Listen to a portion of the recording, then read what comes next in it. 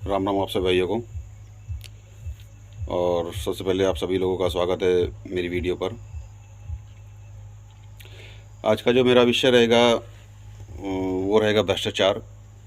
भ्रष्टाचार के ऊपर थोड़ा आपसे कुछ बातें करनी थी, कुछ बोलना था। और भ्रष्टाचार तो वैसे भ्रष्टाचार में तो अपना देश का नंबर 1 है। कहाँ तक भ्रष्टाचारियों पर वीडियो बनाया जाएगा, लेकिन फ़िलहाल जो ताज़ा मामला जो भ्रष्टाचार का सामने आया है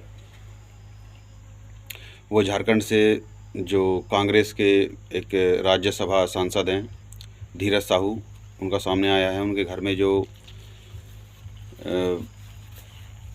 करीब 350 करोड़ रुपया जो कैश मिला है। अब देखिए, भ्रष्टाचार तो अगर भ्रष्टाचार ना होता तो ये देश में जो इतनी जो अब भुखमरी, बेरोजगारी, इतने दुख देख रहे हैं, ये सब भ्रष्टाचार का ही परिणाम है। डायरेक्टली ना होकर के इनडायरेक्टली वो भ्रष्टाचार का ही सब चीज़ जो है परिणाम है। तो अब वो 350 करोड़ रुपए आप एक आम आदमी के लिए आप समझ लीजिए, उसके लिए उसकी तो समझ से बाहर है। 350 करोड़ रुपया, या आप ये समझ लीजिए ऐसे कि करीब 40 मशीनें लगी थी वो नोट गिनने के लिए, और करीब 4 मशीनें जो थी उसमें से जो ख़राब भी हो गई 4 मशीनें। और मतलब जहाँ जिन अलमारी में वो पैसा रखा था ना, वहाँ मतलब वो नोट पसीज करके बहुत नोट आपस में चिपक भी गए थे, ख़राब भी हो गए होंगे। तो सबसे पहले तो सबसे बड़ा अपराध तो ये है कि इतना इतना बड़ी संख्या में अमाउंट किसी को भी अपने घर में रखना, छुपा के रखना, वो गैर कानूनी है। वो संविधान उसकी या कोई भी राष्ट्र उसकी जो है इजाज़त नहीं देता। लेकिन फिर भी जो भ्रष्टाचारी लोग हैं, कांग्रेस के नेता हैं, कांग्रेस का दरअसल आज से नहीं, बहुत बहुत पहले से जो है नाता है भ्रष्टाचार से। और जो धीरज साहू जो उनके जो सांसद हैं कांग्रेस के, उनका आज से नहीं, करीब ख़ानदानी, उनके कभी बाप दादा भी कांग्रेस, इंदिरा गांधी टाइम में जो है उस समय से उनकी जो है भ्रष्टाचार जो है चल रहे हैं। ये तो आज सामने आ गया है, नहीं तो ना आता तो जो है बीजेपी शासन में सामने आ गया, ना अगर ना आता तो भी ऐसे चलता रहता।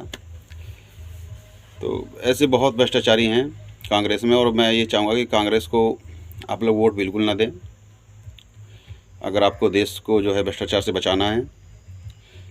और कुछ लोग कहते हैं कि आप भ्रष्टाचार, तो ऐसे तो भ्रष्टाचार बीजेपी में भी हैं, बीजेपी वाले को लोग भी पकड़े जाते हैं जो बीजेपी के नेता हैं। आप मुझे मेरी वीडियो में उनका जो बीजेपी के नेता हैं उनका मुझे कमेंट डालिए, उनका नाम डालिए, उनके खिलाफ़ जो भी आपके पास एविडेंस हैं वो मुझे डालिए, मैं उन पर भी वीडियो बनाऊंगा। ऐसा कुछ नहीं है कि जो भ्रष्टाचारी, मान लीजिए कोई बीजेपी का हो चाहे कांग्रेस का हो, भ्रष्टाचारी तो भ्रष्टाचारी है। उसको उससे किसी पार्टी से या से कोई मतलब नहीं रहता। उसको बस अपने पैसे से मतलब होता है, नोट कमाना होता है, जनता के सामने मीठा मीठा बोलना होता है, और पीछे जो है जनता को ही काटना होता है। तो वो बीजेपी का होगा चाहे कांग्रेस का होगा, तो मैं सभी बोलूँगा भ्रष्टाचारी है, भ्रष्टाचारी। मान लीजिए धीरज साहू जो कांग्रेस के राज्यसभा सांसद हैं, आज के नहीं पूरे खानदानी समय से जो है, इंदिरा गांधी टाइम से जो है कांग्रेस से जुड़े हुए हैं, तब से भ्रष्टाचार उनका चल रहा है। और ये देश ऐसे ही बेरोजगार या भुखमरी की जो देश में जितने जो कांड हो रहे हैं, इतने जो कहना चाहिए इतनी बदहाली पे जो देश है, वो ऐसे ही नहीं है, वो कांग्रेस की ऐसी ही देन नहीं है। वो तो धीरे धीरे मोदी जी, योगी जी आए हैं। अब मोदी योगी जी भी कोई भगवान नहीं है कि एकदम से सारा भ्रष्टाचार एकदम से ख़त्म कर देंगे। मानता हूँ बीजेपी भी बहुत बड़ी पार्टी है, उसमें भी बहुत सारे भ्रष्टाचारी होंगे, लेकिन जिन जिनके जैसे भी नाम आता रहेगा सबके जो है उजागर होते रहेंगे, बख्शा कोई नहीं जाएगा। मैं ये मानता हूँ कि बीजेपी और के शासन में ही, मोदी योगी के शासन में बख्शा कोई नहीं जाएगा, चाहे मैं हूँ, चाहे आप हो, चाहे कोई भी है। जो गलत है वो गलत है।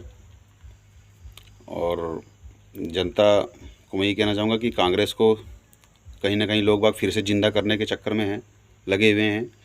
कहते हैं कि कांग्रेस बहुत पहले समय से कांग्रेस ने बहुत कुछ किया है और बड़ी उपलब्धियां हैं उनकी कांग्रेस की। वो कुछ उपलब्धियां नहीं है, ये जो भ्रष्टाचार जो बड़े बड़े जो सामने आ रहे हैं ना, यही उनकी उपलब्धियां हैं। ऐसा कुछ नहीं है। तो मैं ये चाहूँगा कि बेस्ट कांग्रेस को जो है फिर से जीवित ना करें, वोट ना दें। कुछ हम ही लोगों में से उन कांग्रेस को जो ज़िंदा रखना चाहते हैं, जो भ्रष्टाचारी लोग हैं, पहले टाइम में के जो भ्रष्टाचारी लोग हैं, उनके पास अच्छा खासा पैसा जुड़ा हुआ है, वो कांग्रेस को ऐसे ख़त्म नहीं होने देंगे। नहीं तो मोदी जी ने और योगी जी ने तो कोई अपने एंड से जो कसर नहीं छोड़ी है कांग्रेस को ख़त्म करने में, लेकिन हम ही लोग कहीं ना कहीं घूम फिर के जो है कांग्रेस को फिर से ज़िंदा कर रहे हैं धीरे धीरे।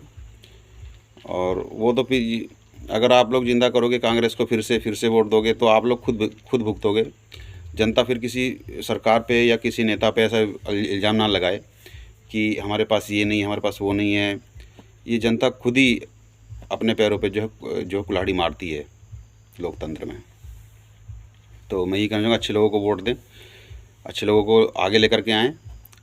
और 22 तारीख का जो जनवरी का जो अयोध्या में जो भव्य स्वागत श्री राम जी की जो प्राण प्रतिष्ठा होगी, उसमें ज़्यादा से ज़्यादा लोग आएँ। और मैं भी पूरी कोशिश करूँगा आने के लिए। और धन्यवाद आप सभी लोगों का। जय श्री राम।